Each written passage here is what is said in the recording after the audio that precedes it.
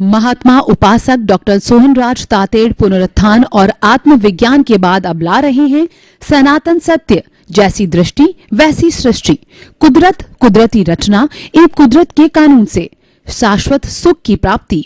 Log in करें www.drsohanrajtated.com, YouTube channel doctor Sohanraj Tated, play store से download करें mobile app doctor Sohanraj Tated. ओम ह्रीं नमो अरहंताणं, ओम ह्रीं नमो सिद्धाणं, ओम ह्रीं नमो आयर्याणं, ओम ह्रीं नमो उज्जयाणं, ओम ह्रीं नमो लोये सवसाहुणं। ऐसो पंच नमोकारो सर्वभावपणासनो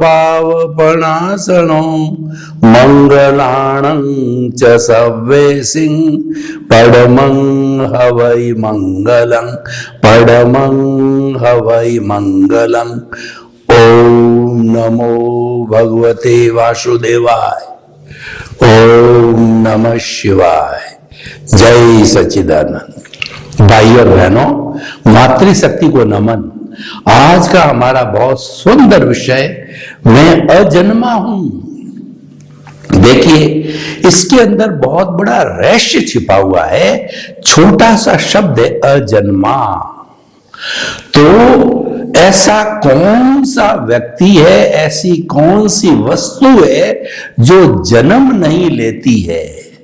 हमने प्राय संसार में देखा है कि 9 महीने मां के पेट में रह करके कोई भी बच्चा जन्म लेता है, वो जन्मा बच्चा कहलाता है। मनुष्य का ही नहीं, पशु पक्षियों के पेट से भी, जैसे गाय है, भैंस है, बकरी है, सिंह है, ऊंट है, ये जन्म लेते हैं। और अंडज होते हैं, वो अंडे से जन्म लेते हैं, लेकिन किसी न किसी रूप में वो जन्म लेते हैं। जो बीज है पौधे का, उसको बोया जाता है, खाद दी जाती है, पानी दी जाती है, ह्यूमिडिटी दी जाती है, वातावरण बनाया जाता है, ट्री गार्ड लगाया जाता है, देख रेख की जाती है।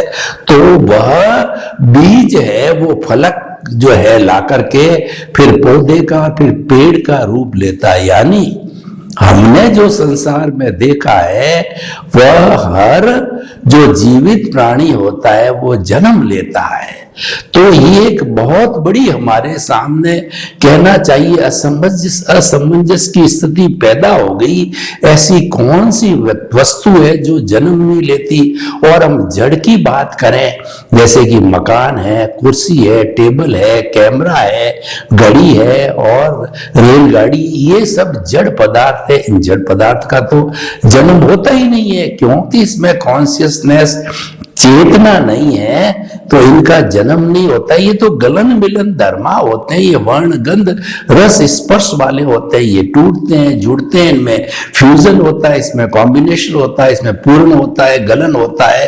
और आज मिट्टी है, वो कल टूट के अभ्रक बन गया, भोडल बन गया, फिर सोना बन गया, चांदी बन गया। हमारे वैज्ञानिकों ने 116 तरह के भौतिक एलिमेंट्स खोज निकाले, उसमें ये कन्वर्ट होते रहते हैं। तो ये तो जड़ की, जड़ फीलिंग नहीं करता, जड़ में कॉन्शियसनेस नहीं होती, जड़ में सुख दुख की अनुभूति नहीं होती है, तो जड़ तो जन्म नहीं लेता है। तो हमें अब गहरा चिंतन करना पड़ेगा कि अजन्मा कौन होता है। तो हम इसका रहस्योद्घाटन करते हैं। अजन्मा हमारे भीतर विराजमान शुद्ध आत्मा भगवान मूल स्वरूप का परमात्मा है, वो अजन्मा है। अभी परमात्मा ये बना नहीं है, लेकिन ये जो इस शरीर में होने के कारण ये बॉन्डेड है, हम इसको शुद्ध आत्मा नहीं कह सकते हैं, हम इसको बॉन्डेड आत्मा कहते हैं। हमारी जो चेतना है उनके 3 स्तर मान के हम चलते हैं। पहला स्तर होता है बहिर आत्मा, जो कि स्वार्थ की चेतना से प्रेरित होता है, मैं और मेरा से प्रेरित होता है, जिसके अज्ञान होता है और वो भव भ्रमण करता रहता है। और किसी को अपने पुण्योदय से गुरु मिल जाते हैं, सदगुरु मिलते हैं, ज्ञानी पुरुष मिलते हैं, तो ज्ञानी पुरुष का भी पुण्योदय होता है, वो भी निमित्त होता है, हम भी निमित्त होते हैं। दोनों के निमित्त से जिसको ज्ञान मिल जाता है तो वो बहिर आत्मा से अंतर आत्मा, स्वार्थ की चेतना से वो परार्थ की चेतना के अंदर आ जाता है। तो ये दूसरी कैटेगरी हो गई आत्मा की। स्तर है, ये आत्मा वही है लेकिन उसके स्तर अलग अलग है। तो और फिर जो परमात्मा है वो तो शुद्ध अवस्था का ही है, वो हमारे शरीर के अंदर विराजमान है, वो हमें पाना है, वही हमारा लक्ष्य है। तो वो अजन्मा है। अब अजन्मा कैसे है कि ये भूत भविष्य वर्तमान में एक सा रहता है और कोई भी आत्मा क्रिएट नहीं की जाती है। आत्मा तो क्योंकि उसने वो अनादि अनंत काल के अंदर किसी भी जो है वो जड़ के साथ में कार्बन शरीर के साथ के अंदर अज्ञानता के वशीभूत होकर के विटनेस दे दी है। तो वह उस विटनेस के कारण जब तक कि वापस जो है उससे वो अलग नहीं हो जाएगी, मुक्ति को प्राप्त नहीं होगी, जब वो ज्ञान से विज्ञान प्राप्त नहीं कर लेगी, तब तक उसको भाव भ्रमण करने पड़ते रहेंगे। देखिए, सांख्य दर्शन की बात करें तो उसमें प्रकृति और पुरुष दो अलग अलग होता है। पुरुष होता है वह संपूर्ण गुणों का धारक होता है, एब्सोल्यूट 24 कैरेट के सोना की तरह वो प्योर होता है और उसके अंदर कोई बुराई कोई इंप्योरिटी नहीं होती। एक आदर्श जो है वो पुरुष का मतलब चेतन तत्व होता है। और जो माया होती है वह, इसको दुनियादारी को माया कहते हैं, संसार को माया कहते हैं, इंद्रिय सुखों को हम माया कहते हैं, इसको मर्ग मरीचिका कहते हैं, इसको मनोरंजन कहते हैं।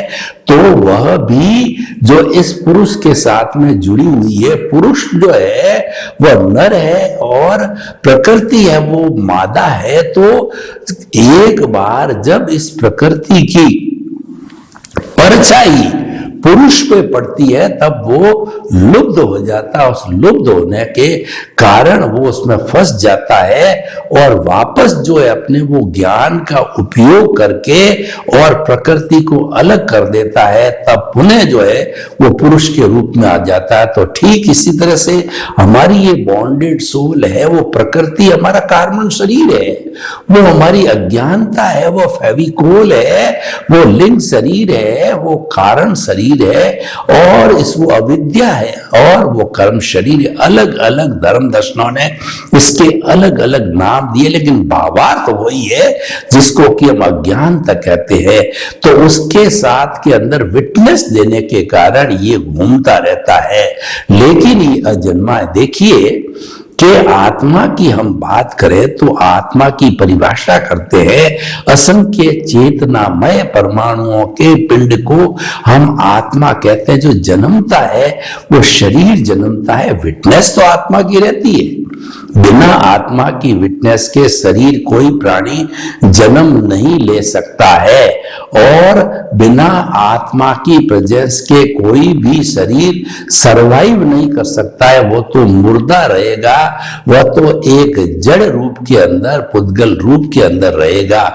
तो ये जो है हमारी सोल हो गई। और सोल का नियम कैसा है, पूरे ब्रह्मांड के अंदर जो आत्मा की संख्या भूतकाल में x थी, वर्तमान में x रहेगी, भविष्य में भी x रहेगी। न तो एक भी आत्मा जो है न घटेगा न बढ़ेगा न क्रिएट किया जाएगा। चाहे आप अव्यवहार राशि से व्यवहार राशि में आइए और जो अव्यवहार राशि है वो आत्मा का जो कहना चाहिए खान है और व्यवहार राशि के अंदर एकेंद्रिय, द्वेंद्रिय, त्रिंद्रिय, पंचोन्द्रिय, चतुरेंद्रिय, पंचेंद्रिय, नरक गति, तिरेंज गति, मनुष्य गति, देव गति और मोक्ष को भी समझ ले में जो मुक्त आत्मा है उन सब में आत्मा की संख्या न उन सब का मिलाकर के जो जोड़ होता है वो भूत भविष्य वर्तमान में एक सा होता है, न घटता है न बढ़ता है।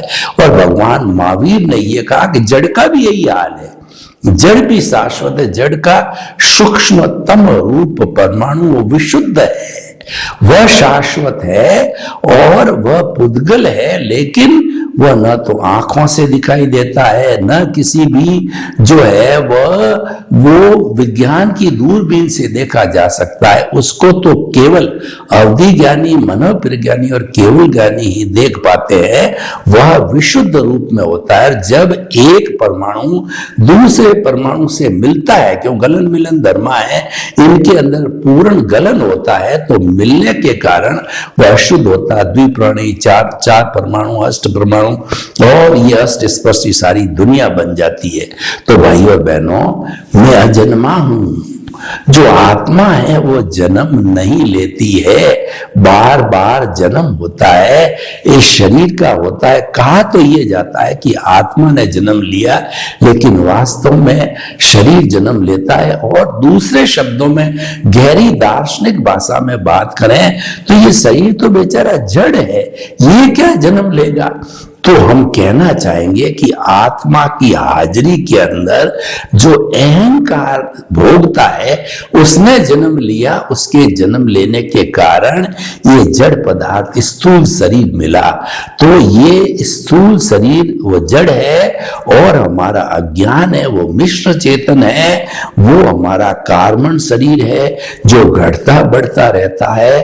और इसको जीरो करने का अर्थ ये होता है कि जड़ अलग और चेतन अलग। मैं आपको एक उदाहरण देना चाहता हूं।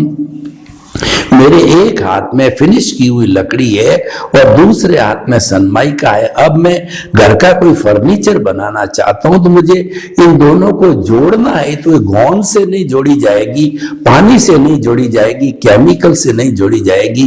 फेविकोल नाम का केमिकल लाना पड़ेगा जो बहुत हाईली एडेसिव है। उसको जो है लकड़ी पे लगा के ऊपर से सनमाइका डाल करके प्रेस करके उसको थोड़े समय तक रोकेंगे तो फिर वह सनमाइका बहुत लंबे समय तक जो है स्थायी रहती। ठीक इसी तरह से जो बीच का फेविकोल है वो अज्ञानता है और अज्ञानता के कारण कार्बन शरीर और आत्मा जो है जुड़ी हुई है और वो जन्म लेते हैं। तो वास्तव में जन्म लेने का जो कारण है ये कारण शरीर है।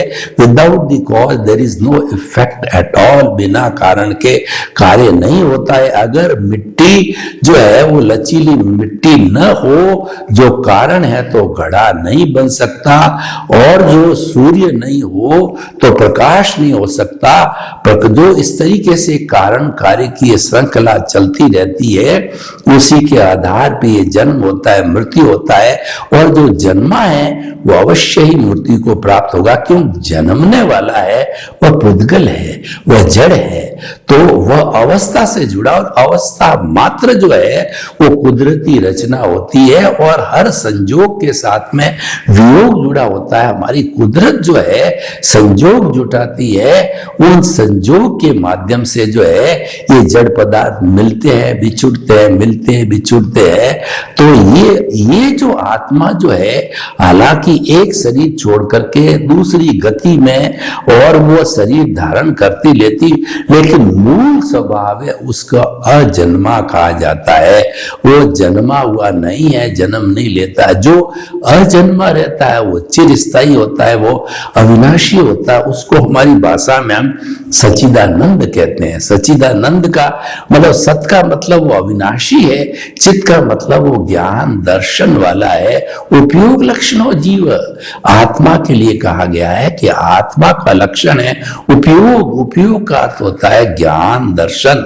आत्मा कभी ज्ञान में जाती है, कभी ज्ञान दर्शन में जाती है, वो ज्ञान दर्शनमय है। ये दो बातें क्यों कही गई है कि भगवान ने जब से जो समोशन बनाया, पहला प्रवचन दिया, वो त्रिपदी का प्रवचन दिया, उसमें भगवान ने फरमाया उत्पाद व द्रव्यात्मक सत। सत का मतलब कोई वस्तु, उसका अस्तित्व तब है जबकि उसमें उत्पाद होता है, व्यय होता है, लेकिन उत्पाद व्यय होने के साथ साथ में वह स्थायी है, द्रव्य है। तीनों चीजें होती है जब चाहे जड़ हो चाहे चेतन हो, तब उसका अस्तित्व है, नहीं तो वह वस्तु नहीं है। आपको एक उदाहरण देना चाहता हूं कि एक व्यक्ति जो हमेशा से जो है वो कड़ा पहनता था, तो उसने सोचा कि अब मैं जो है ये कड़े का दूसरे रूप का कड़ा बनाऊं, तो उसने उस कड़े को तुड़वाया। तो तुड़वाने पर जो है वह उसका व्यय हुआ और नए तरह का जो कड़ा बना वो उत्पाद हुआ है। पर मैं आपको दोनों चीज स्थिति में कहना चाहता हूं, पुराना कड़ा और नया कड़ा दोनों मिलकर के दोनों तो सोना ही है, वो उसका द्रव्य है। तो एक जड़ जो है टूट करके दूसरा जड़ बना, तो वह या मिश्रण होके जड़ बना, तो उसका उत्पाद व्यय हुआ। लेकिन उत्पाद व्यय होने के बाद ही वह तो जड़ ही है। उसी तरीके से आत्मा है, ज्ञान दर्शनमय होता है, दोनों चीजें बताई गई है। तो ऐसा हमारा अजन्मा आत्मा है, तो इसकी इंपॉर्टेंस कितनी है आप देखिए। ये है तो हम हैं, ये नहीं है तो हम जीरो हैं, ये नहीं है तो हम जो है एक डेड बॉडी है। मैं आपको उदाहरण देना चाहता हूं कि हम आईसीयू में हमारा रिलेटिव भर्ती है और हम अंदर गए, उससे मिलने के लिए वो बात कर रहा था, और फिर वो हमारे बातचीत का समय हुआ, तो जो ही बाहर आए तो कुछ ही पल के अंदर फिर खबर मिली कि he is no more. Doctor ने कहा कि नाउ ही इज डेड। तो वह डेड बॉडी हो गया, क्योंकि उसके भीतर अजन्मा हुआ तत्व था, आत्मा, वो निकल गई। हमारी देसी भाषा में बात करें तो हंसा उड़ गया। क्योंकि हंसा जो था वो कार्बन शरीर के अधीन था। जितने कार्बन शरीर के अंदर जितनी सांसों में कन्वर्ट हुआ था, उसकी अंतिम सांस आते ही वो हंसा उड़ गया। वो अजन्मा आत्मा दूसरे जो है वो प्राणी के भीतर जाकर के शरीर के रूप में जन्म ले लिया। तो ये अजन्मा है और ये अनंत ज्ञान, अनंत दर्शन, अनंत शक्ति और अनंत सुख का धाम है। जो आत्मा का जो ज्ञान है वो अनंत है, उसका कोई आर है इनको पार है, और वो अनंत दर्शन वाला है। दर्शन का अर्थ होता है विश्वास, दर्शन का अर्थ होता है कि आदमी की श्रद्धा व श्रद्धा से भरा हुआ है और वो अनंत सुख वाला है। आनंद ही रहता है। आत्मा के अंदर आनंद का झरना बैठता है, दरिया बहता है, और उस दरिये के अंदर आत्मा हर वक्त जो है वो स्नान करती रहती है, आनंद की अनुभूति होती है। यानी अगर आप सुख चाहते हो तो सुख बाहर की वस्तुओं में नहीं है, बाहर की वस्तुओं में आप सुख मानते हो, ये आपका अज्ञान है। सुख तो आत्मा का लक्षण है, वो आत्मा के साथ ही रहता है, आत्मा का गुण है। जो गुणी होता है, जो गुण होता है वो गुण से अलग नहीं किया जा सकता है। जैसे कि पानी हो, उसको शीतलता और पानी को अलग नहीं कर सकते। और दूसरा अग्नि है, उष्णता और अग्नि को अलग नहीं किया जा सकता है। उसी तरीके से जो है आत्मा के जो गुण होते हैं वो आत्मा से अलग नहीं होते हैं। तो आत्मा का एक गुण ये अजन्मा है, यानी वो कभी जन्म नहीं लेता है। रिलेटिव व्यू पॉइंट से तो ये बात जरूरी है कि बच्चा जन्म लेता है, उसमें आत्मा होती है, लेकिन वास्तव में वो जन्म जो है वह कार्बन शरीर के कारण होता है, उस कॉजल बॉडी के कारण होता है, तो वह तो हमेशा अजन्मा रहता है। तो जो चीज शाश्वत है वो अजन्मा है, वो हमारी है, वो परमानेंट है। तो हमें परमानेंट के अकाउंट में रहना चाहिए, परमानेंट जो हमारी चीज है उसके साथ वार्तालाप करना चाहिए, उसका आशीर्वाद लेना चाहिए और उसके संपर्क में बना रहना चाहिए। यानी उस अजन्मे की हमें आत्मा के द्वारा आत्मा से बात करनी चाहिए। ऑटो सजेशन में क्या होता है कि हम खुद ही सजेशन देने वाले होते हैं और हमको सजेशन दिया जाता है। तो भीतर जो अजन्मा आत्मा विराजमान है उसका हमारे से जो वार्तालाप होता है, हमारे से उसका जो परिचय होता है और हमारे को जो निर्देश देता है, कृपा कराता है, आशीर्वाद कराता है, तो हमें लेते रहना चाहिए। कहने का अर्थ है कि जीवन के केंद्र के अंदर आत्मा को रखना चाहिए। जब कभी भी हम सर्किल बनाते हैं तो सर्किल का एक केंद्र होता है जिसको हम सेंटर कहते हैं। बिना सेंटर के परिधि नहीं हो सकती है। तो हमें सेंटर में क्या रखना है, परिधि में क्या करना है। जीवन में आज के इस जो है एपिसोड का निचोड़ निष्कर्ष क्या है, आप जीवन के सेंटर के अंदर अजन्मा आत्मा को रखो तो सब काम व्यवस्थित होगा, क्योंकि वो स्थायी और परिधि तो वो नाशवान है। वो हमारा धन दौलत और उसके साथ पद प्रतिष्ठा और हमारी संपत्ति सत्ता सारी चीजें वो परिधि है, रिलेशंस वगैरह वो सब परिधि है। तो परिधि तो घटती रहती है, बढ़ती रहती है, लेकिन सेंटर है वह हमेशा एक सा रहता है। यानी आत्मा भूत भविष्य वर्तमान के अंदर एक सी रहती है, अनादि अनंत काल से एक सी चली आ रही, उसके अंदर कोई रद्दो बदल नहीं हुआ। और इस असंख्य अनंत समय के अंदर जो आत्मा ये अभी तक मुक्ति की अवस्था को नहीं जा सकी, तो हमें जो इस जीवन के अंदर लक्ष्य बनाना चाहिए कि मुक्ति की अवस्था को प्राप्त हो, क्योंकि इसका जो मूल स्वरूप है वो मुक्ति का स्वरूप ही है। मुक्ति जाना चाहती है और इसके अंदर मुक्ति के गुण हैं, लेकिन अज्ञानता के कारण जो है इसने जो विटनेस दी, अज्ञानता के कारण इस शरीर को विटनेस दी, तो वो कर्म आगे से आगे चलते रहे और इन कर्मों के कारण ही आत्मा बाधित रहा। लेकिन कुल मिला के ये अजन्मा ही है।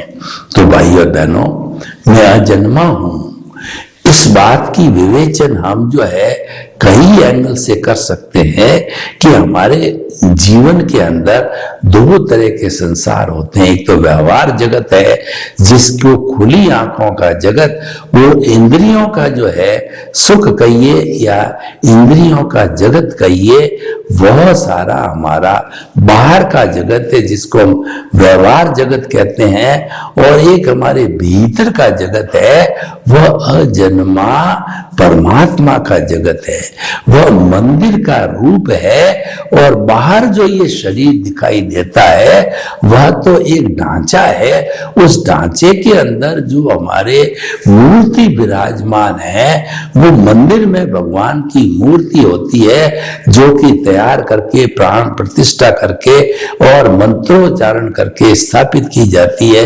तब वो मंदिर का रूप लेता है और उसका नाम पर्टिकुलर भगवान का नाम होता है। हम दर्शन करते हैं, मंदिर जाते हैं, हम प्रार्थना करते हैं, मनोकामना करते हैं। तो इस तरीके से भीतर हमारा लाइव प्रभु विराजमान है, जिंदा भगवान विराजमान है। और वो जिंदा भगवान हमारे भीतर नहीं, सामान्य दृष्टिकोण से अजन्मा का देव है। तो इस विश्व की समस्त आत्माएं, इस लोक की समस्त असंख्य अनंत आत्माएं वो एक समान है। वो सामान्य दृष्टिकोण से उसमें कोई फर्क नहीं है। उनके गुण के हिसाब से देखिए, लक्षण के हिसाब से देखिए, मुक्ति के हिसाब से देखिए, योग्यता के हिसाब से देखिए, वो सब समान है, वो सब अजन्मा है।